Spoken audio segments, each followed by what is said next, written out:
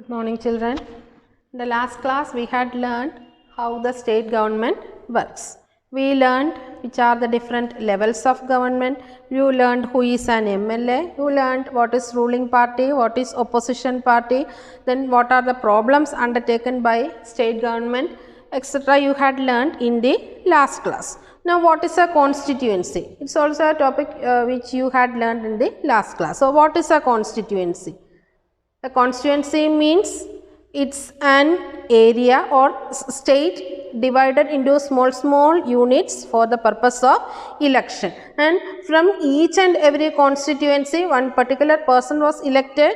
Whom do you call it as? You called him as an MLA, and this MLA is elected by the people, and this MLA together they form the government, they represent the government, they bring all the problems to the forefront, and they also find solutions to all these problems. And MLAs, they try to authorize and supervise the work, and they also have executive responsibility also. They implement rules and regulations. Now you learned what is a majority party or ruling party, you learned what is opposition party and what is the role of opposition party, and each MLA has his own role, and some of these elected MLAs have a dual function to perform. They function as MLA as well as they function as minister. Now you will be coming to the next topic. When you come to the state setup, do you know who is the real head here? In the parliament you had learned the real head is the real head is the prime minister, and the nominal head is the president. So when you come to legislative assembly or when you come to state, do you know who is the real head here, real functionary of the legislative assembly or the state? Is the chief minister. Chief minister is the real functionary of the state, and he performs the same function as that of the prime minister, or he is performing the similar function as that of the prime minister in the state. So similar to the president, we also have an authority here whom you call as the governor. Governor. You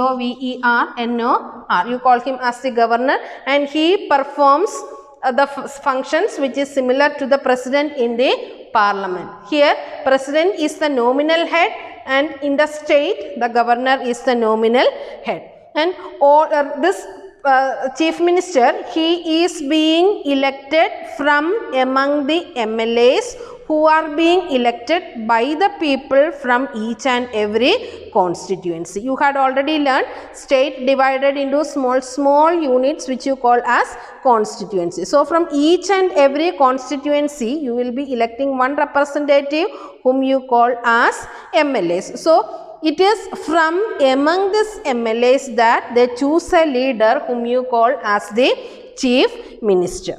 And this chief minister, it is the responsibility of the chief minister to select members from the MLAs whom you call as the council of ministers. You call them as the council of ministers. So it is the responsibility of the chief minister to choose the council of ministers, and this chief minister will always be elected from the ruling party. You had learned what is ruling party and opposition party. A party which gets the majority support of the people is called as ruling party. So it is from among this ruling party that the chief minister is being chosen, and it is the responsibility of the chief minister to select his council of ministers. So after choosing his council of ministers, he will be allotting various departments to this council of ministers. You know who who is the Minister of Agriculture, Education Ministry is there, Transport Ministry is there. Different ministers are there who do variety or who take the authority of different departments. So all these departments and portfolios are allotted to the Council of Ministers by the Chief Minister, and everything will be under the control of the Chief Minister. And once the Chief Minister and the Council of Ministers is being chosen, they are being appointed by the Governor. So it is the responsibility of the Governor to appoint the Chief Minister and the Council of Ministers. And this Chief Minister and Council of Ministers can perform their duties only when they are appointed. So who appoints the Chief Minister and Council of Ministers? Yes, Chief Minister and Council of Ministers are appointed by the Governor. Similarly, the Prime Minister and his Council of Ministers are appointed by the President. And here, Governor, he is not an elected person, but he is appointed by the central government. He is a person who is appointed by the central government, and he works within the framework of the constitution. That means he works under rules and regulations. He will be working according to the rules and regulations that are written and kept in the constitution. So this is the Legislative Assembly. I think you all know what is Legislative Assembly, and I think you all have seen what are the proceedings that happens in a Legislative Assembly. You are people who watch medias, and also you might have noticed what is a Legislative Assembly and what functions are being performed there. So what is a Legislative Assembly and what functions are being performed there? So, Legislative Assembly is an area where both the ruling party as well as the opposition party meet together. Both ruling party as well as the opposition party meet together in the Legislative Assembly. And it's here that these people, these MLAs will be arising a number of questions. They will be answering to the questions. They will be discussing the topics that is being put forward, and all the happenings or all the things or all the voices that is being raised during the meeting conducted in the Legislative Assembly will be discussed, and negotiations will be taken there.